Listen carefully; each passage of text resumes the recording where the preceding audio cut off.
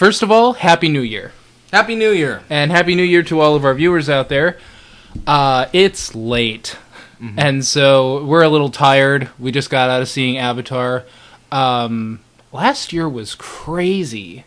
Like, so many crazy things happened last year. Things that these people probably don't even want to know about. Oh, but you it was mean in our personal lives? lives? Yeah, it was a crazy year. And I'm kind of happy to have it over with. I'm kind of happy to have it over with. And this was a really good way to ring in the new year, I think. You know, day one, getting off to a good start. Yeah. Because I don't know how you felt about it. Mm-hmm. I liked this movie. I liked it too. Good. I'm glad we can agree on that. Sure. Because I'm sure we also agree that there were problems. I'll say this.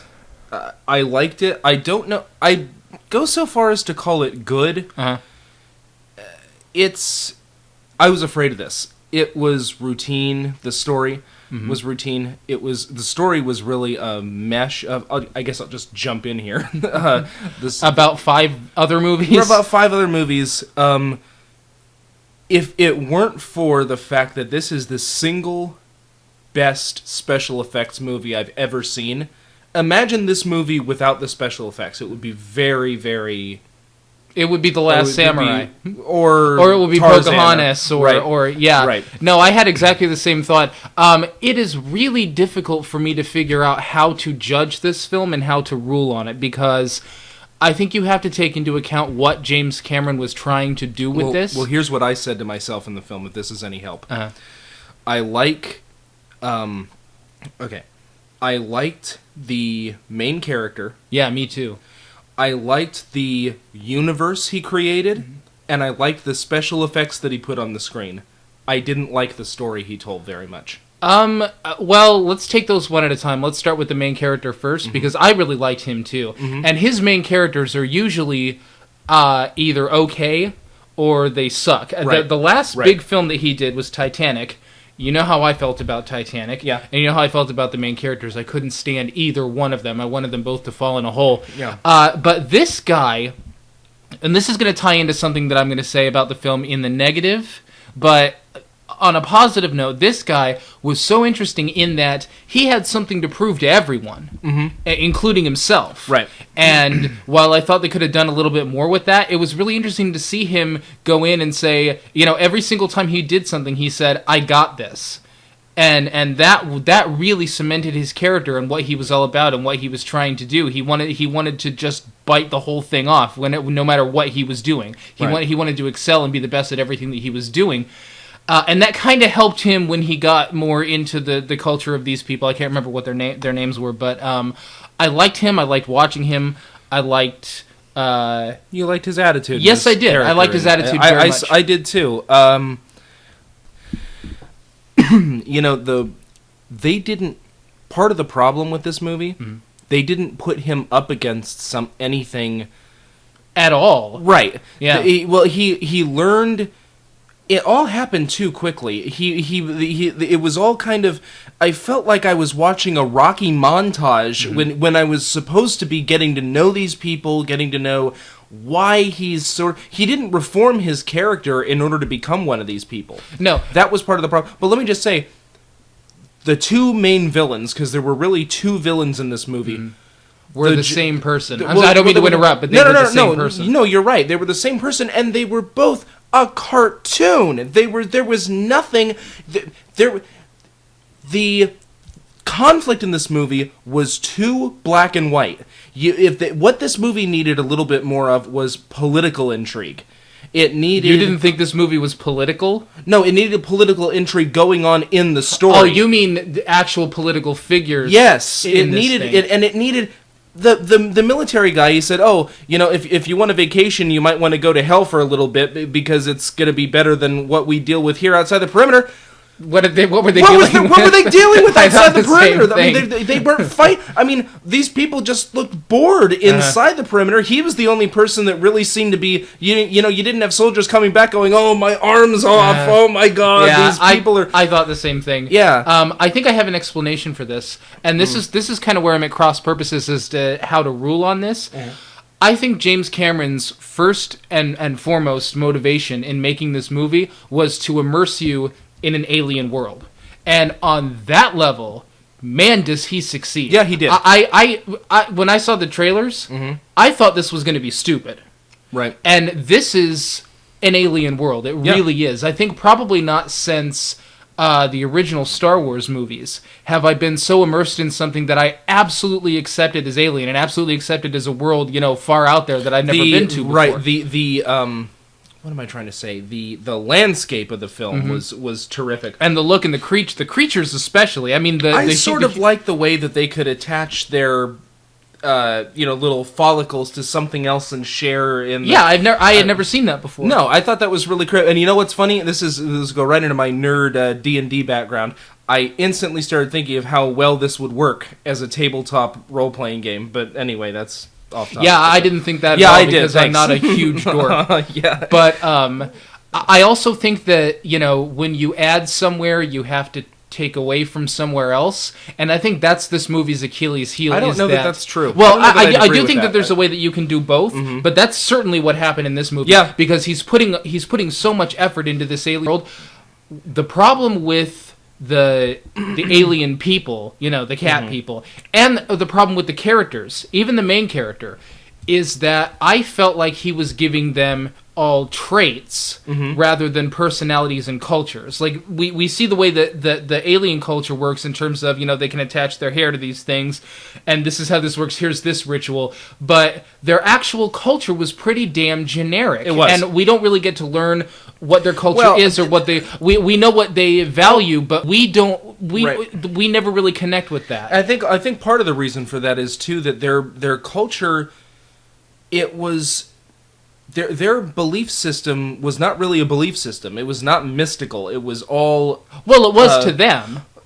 In a sense, yeah, but because it wasn't to us, because this was something that was just sort of given to them because it works. I mean, it's not like they have to be people of faith. It works. I think it was as much of a given to them as, any culture that has belief in the divine. I mean, there is a certain element of faith there, but, I mean, unless you've got somebody coming in and saying everything you believe is wrong, it's going to be a given to you. Well, that's not quite what I mean. I guess maybe the fact that from the outsider's perspective, they already knew, oh, well, this is all interconnected, so, more than the human brain, and so this kind of works. It wasn't quite... I thought it should have been a little bit more mystical, and as much as I don't want to spend all of the time on this review on the negatives, I really do think, because I haven't read any of the reviews for this movie. I try not to do that before I go in and see them anymore. Right. And now that I'm doing, I've been doing Confused Matthew for a while.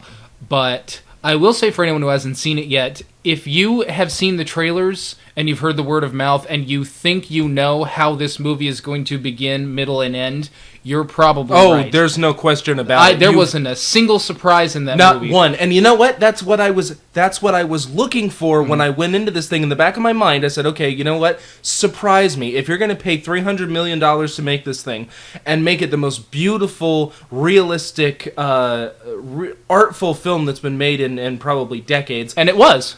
Make it something special. Make it something that I haven't. Make the story something that I haven't really. Well, that's seen why before. I keep on going back to the point that I'm trying to make, which is he spent so much time trying to immerse you in the world. Yeah. He really took away from the story. I mean, not only is this trite, but it was trite, and it dragged in the end. It dragged. I thought it dragged every time. Every time you would get the human people on screen, I thought it was dragging its feet. I pretty much knew what they were going to say. They were pretty much saying the same things over and over again. And the two main villains that you're talking about, I mean, I'm not kidding. They were the same character. One of them, they were cartoons. I liked the little guy. As a cartoon, I laughed at the fact that he was so obviously a jerk. I couldn't laugh at the general. He was so... The general was... In what movie has a character like that not been present in a movie like this? In what universe would anyone actually talk like that is what I was thinking. You could say the same to a certain extent about the rest of them. This guy is just one big walking military bad cliche. Yeah, he is. And he got on my nerves. The other guy, I would chuckle every once in a while. I chuckled at the part where the guy said there's a native doing the funky chicken. And he said, well, keep going, he'll move. He'll move. I kind of like the way he delivered that. I agree with you. If he had been the only villain in the film, but that's what I mean. He actually did a good job. In the role that he was given. Yeah, he did. This other guy, it was like, he got paid for saying the lines, and he came in and he said the lines. It was right. Well, exactly, and also his character was right out of your big book of movie cliches, military movie cliches. Of movie jerks. Yeah, because we had 2 jerks in this one. Right. I liked one of them. I didn't like the other. Yeah. But okay, let's go to some of the positives here. As much as this story has been told before a million times, I didn't mind watching James Cameron's version of it. No, neither did I. It never lost me. It just kind of made me wish, if you were going to go to the trouble of making this world so new, you might have wanted to do the same thing with your story. Yes. But the story it held its own. It was watchable. Yeah. It was, I wouldn't say there was nothing terrible about it. Nope. It kind of sounds like, though, we're giving it almost a backhand, like we're... A backhanded compliment? Like we'd be complimenting someone for never having... I think you touched on something when you said, take away the special effects. Just make this a movie about, Native Americans, for example, in the American Or let's say community. it was a cartoon. It was an all-CGI cartoon. Yeah, and I don't think that it would be given such praise. Neither do I, no. And as a matter of fact, the special effects in the original Star Wars are obsolete today. They were phenomenal back then, and it still holds its own as an original science fiction epic. And we love watching... Yeah. And we actually love watching in Star Wars before they put all the CG in it. Oh, yeah, the CG looked like... The new CG looks like shit. It does. And yeah, exactly. The Star Wars prequels kind of set the stage for this whole, let's see how much CGI that we can put on here. Right. And everybody said that the special effects in the prequel films look like video games. I have seen video games that look much better than that. Yeah. This does not look like a video game. No, it doesn't. This looks a million times better than a video game, and it just looks a little bit worse than real life. Did you notice? And and I like. It shouldn't look like real life. Yeah. This is that we should be transported to an alien. So it should look alien to us. Did you notice though? I was really stunned at how many close-ups there were on the faces of the Avatar people. I don't remember what their race was called. Yeah. There's one shot where the main Avatar guy, he jumps into the water, and the camera follows him up, and the camera is sort of from the perspective of just barely under the water, so you can see his face as he comes up and he gasps for a breath. That was I guess what I'm trying to say is, they never cut away but thinking, okay, people are gonna stop suspending their disbelief after because they're a while. Gonna see that this looks fake, right? Yeah, because it didn't. It didn't look fake at all. That's one place where this movie had a lot of guts. Not just as many close-ups as they did, as many handheld shots as they did. Yeah, the camera's shaking all around, and you have to keep everything in place and everything in frame on the computer. And how many CG people are on screen at a time? I remember watching Two Towers for the first time, and a couple of the shots of Gollum were good. Oh yeah, like really convincing. Yeah, some more than others. But I remember thinking to myself, we are really, really close to showing convincing CG human or humanoid characters. Right, and this is the closest we've come. Do you know how they did it? Yeah, they had real actors, real horses, real animals, and that's not the first time that's been done. I know, but it's now, unlike George Lucas, who just put a bunch of TV screens in color. Oh, look, I can look at this thing in color. Yeah, we can shoot everything on green screen. Right, exactly. James Cameron had this camera made up where he can see what they're going to look like, their CG renders, as they're acting this out. Thank you for putting actors in this and not just cartoons. Yeah, and like I said, it's been done before. It's never been done this well. No, and that is where this film is revolutionary, and other films are going to take that torch, and I think they're going to carry this. Well, I think you're absolutely right, and maybe the sequel, because this sets itself up perfectly for a sequel. They can delve into this world for as many sequels as they can make, and I'm going to be interested in seeing. I'd be interested in seeing a sequel, and as much as I think we probably mentioned this off the cuff more times than any other film, but the new Star Trek film, as much as it was a pilot for the movies to come after it, this may be a pilot for the movies that might come after it. No, I don't think so. I think that this holds its own as a film that is not a pilot. I think as a standalone film, it's trite, but it works. I mean, you can watch... I think it would work better as the setup for another movie than just as a movie itself. I don't think so, Story-wise. because I didn't feel like they were setting everything up to go in the next movie. No, I'm not saying that's that. That's how I felt about the Star Trek film. So maybe we're just on a different page. Well, with we regard are, to that because film. I agree with you on both of those points, but I think that I would rather see what comes after this than watch this movie again. I guess what I'm trying to say. I think that, I keep on saying they'll probably do a better job with the next Star Trek film. The way they did a better job with the next Spider-Man film when they did Spider-Man 2. Right. If they did as good as this the next time, I think that it would still be a success. It would probably still be a success. I'd be very disappointed if it was just as good as this the next time Not me. around. Although, if they do something a little more original next time, I will be happier than what they did here. Exactly, and that's the thing. I wasn't disappointed. In terms of the story, I wasn't disappointed. It was exactly what I was expecting. In our personal lives, Stan and I will judge a movie on a scale of 1 to 10. We don't do this in the reviews because I don't think that... Just personally for me, I don't like using rating systems in an official capacity because they're so damn arbitrary anyway. And it doesn't tell you why the movie's bad. No, it doesn't tell you what about right. But I just think it's interesting. That's the only reason I'm mentioning this is because we kind of hit on the same thing. That this is pretty much a 6. A 6. Yeah, which is just one above average is good. Yeah. But this is even taking into account how revolutionary this is in terms of its look and in terms of the fact that he created a convincing world that I hadn't seen before. Yeah. This is still an average movie. Oh, because it's still a very average story. And you're still sitting there being told a story, and that's still what has to carry this thing. Yeah, and it did. It did. But to a satisfactory level. Right. Mm-hmm. Right. So I think that's about it. Yeah. Good job, James.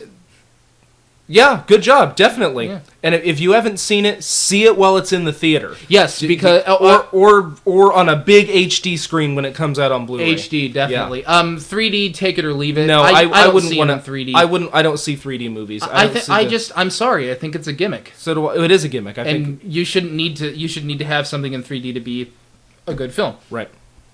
We're very tired, so we're going to go to bed now. Right. So Avatar, liked it. Liked it. See it, and have a good night.